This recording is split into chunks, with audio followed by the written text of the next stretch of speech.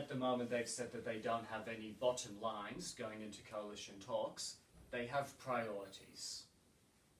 In other words, they have bottom lines. It's another word for it. But anyhow, New Zealand first, we are in the middle. We've always been in the middle. Some people like to say that we're far right. We're not. We're in the middle. We bring balanced, common sense policies to government. When we see a bad idea, we kill it. When we see an idea that's going to waste money and isn't going to result in anything actually changing, it's not going to happen under us.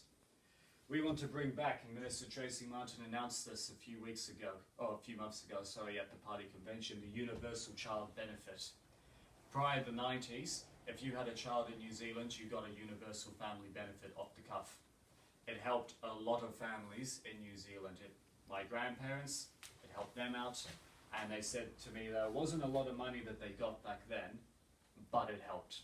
And it meant that they could turn around and actually say, yep, let's go do this, or yep, let's go do that, or actually buy gear for the children. That got killed in the 1990s, and one of the first things that happened when it disappeared is poverty amongst children increased, big time. We want to have a universal student allowance. I know it's like to be a student and get the costs that I have to pay back, and then immediately use that to pay rent. Why do we want it to be universal? Because there are some students whose parents, although they make a lot of money, they are still struggling because they're paying off the mortgage on the house, or they have got other expenses because they're assisting family members who are going through rough times, or there are some parents who do want to put their child through the rite of passage or trial by fire and say, yep, you're off to university, we're not giving you any support now. Why? Because back in our day we did that.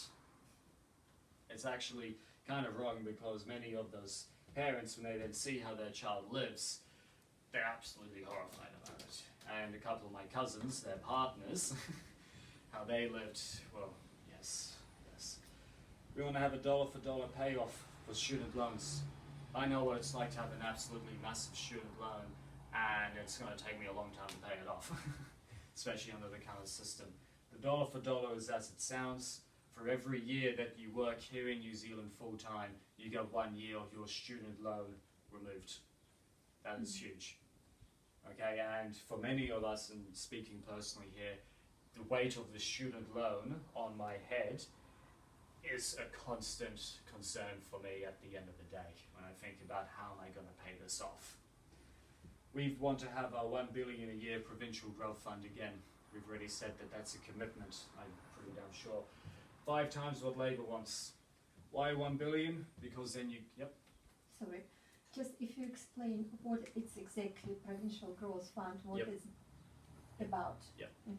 So our Provincial Growth Fund. 3 years ago we said that we were going to put money into the provinces because they've been neglected. There was economic value there, but they couldn't expand. For example, you want to expand the farms. Can't expand because we can't transport everything, the roads are too bad, we can't do this, we can't do that. It was a giant circle, and the regions had just been massively underfunded, to the point where there are even international businesses in other countries saying, when on earth are you going to start to rebuild and repair your regional provinces? That's where our growth lies. So in order for you to do it, you have to put in the applications of what you wanted to have. You have to have a funding model put in place. You have to have a step-by-step analysis on what you're going to do. And we funded a lot. We rebuilt airports across provincial New Zealand. We rebuilt some ports across provincial New Zealand. For example, some of the ports that we did, now they can have fishing vessels in them 24 hours a day. They can come and they go as they please. They no longer have to wait for the tides. Why is that big? Because it means that they can move more stuff around, and they can actually do a lot more work. We've expanded roads, we've given millions of dollars to iwi who have their projects. They know what they're doing, and they can do it, and they've been able to take that money and turn it into these fantastic employment opportunities for their people in those parts of provincial New Zealand. It is massive. Now, some of the money is a loan, so it does have to get paid back. Sometimes it's a grant. Depends on the project. And another one of the big ones that we did through the Provincial Growth Fund was water storage. Because in many areas of provincial New Zealand, they go between drought and flood. Very little in between. And being an Aussie, I can tell you right now what it's like to live in a drought and to live in a country where you have 30-second to 2-minute showers.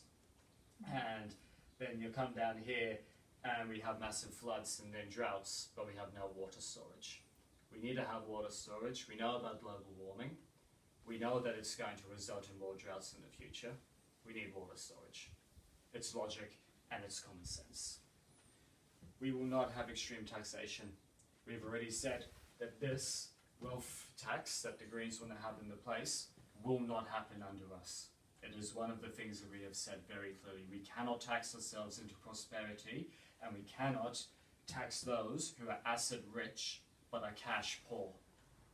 As I said earlier, just because you have a house that through no fault of your own, the value's gone up to $1 million, that doesn't mean that you're wealthy.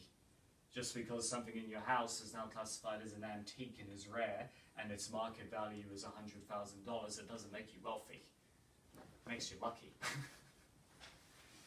And we want more state homes. This is something that Labour wants as well.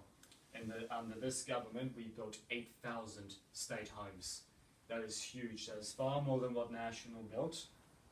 And it means that we've been able to get people into warm, dry homes. And we actually changed the system so that if you are living in a garage, or in a backyard shed, or in a tent, or in your car with your kids, you are counted as being in need of a home.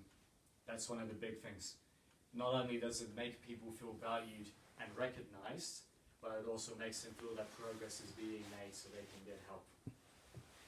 Now, the media's been writing us off quite a lot lately, especially in their posts. Don't believe the posts, because at the end of the day, the views of 2,000 odd people do not make up the views of 5 million people. And at the end of the day as well, with the polls, if you were to just turn around and poll everybody in Epsom, then of course they're going to say that they love National and Act, but absolutely hate Labour, Greens and New Zealand First. Of course they're going to say that. So yeah, when it comes to the polls, we do believe very firmly that we are going to get back into Parliament. Very firmly. And we need to be in that Queen-maker position this time around so that we can stop an extreme tax system being implemented by the Greens. We can stop extreme untargeted spending happening. We need to have targeted spending where it is needed. And we can stop these tax breaks for the wealthy.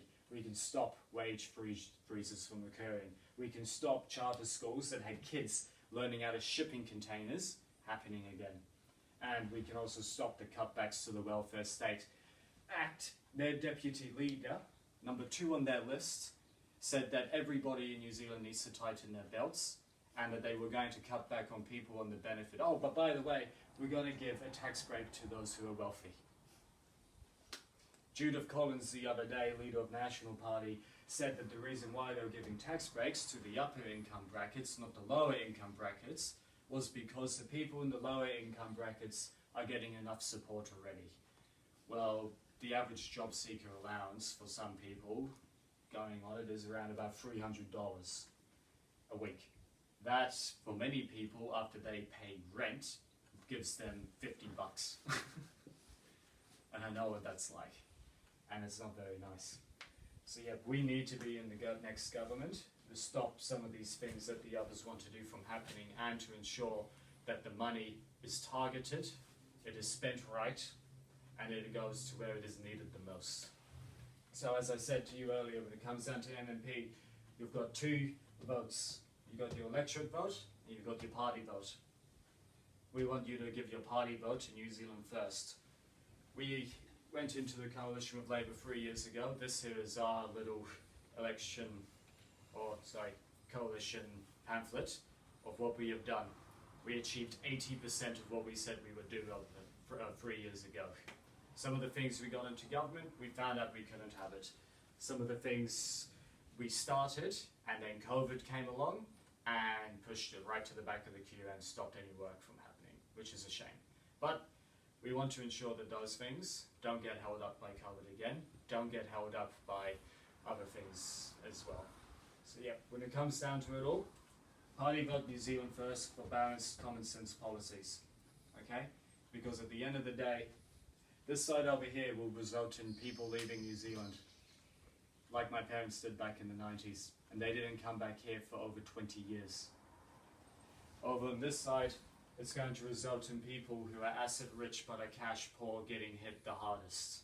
It's going to result in our farmers who are going to drive our economic recovery being attacked even further. But if you vote for us, New Zealand First, we'll get another coalition government filled with realistic agreements and aims, and we will achieve as many of them as we possibly can. Because these two get in, it's going to affect not just the next 3 years of your life, but the next decade of your life, your children's lives, and if you've got them, your grandchildren's lives as well. So when you vote for us, New Zealand First, you're not just backing your own future, you're backing your children's future and your grandchildren's future here in New Zealand. So, that's it. Party vote New Zealand First, and thank you for coming along to today. Thank you.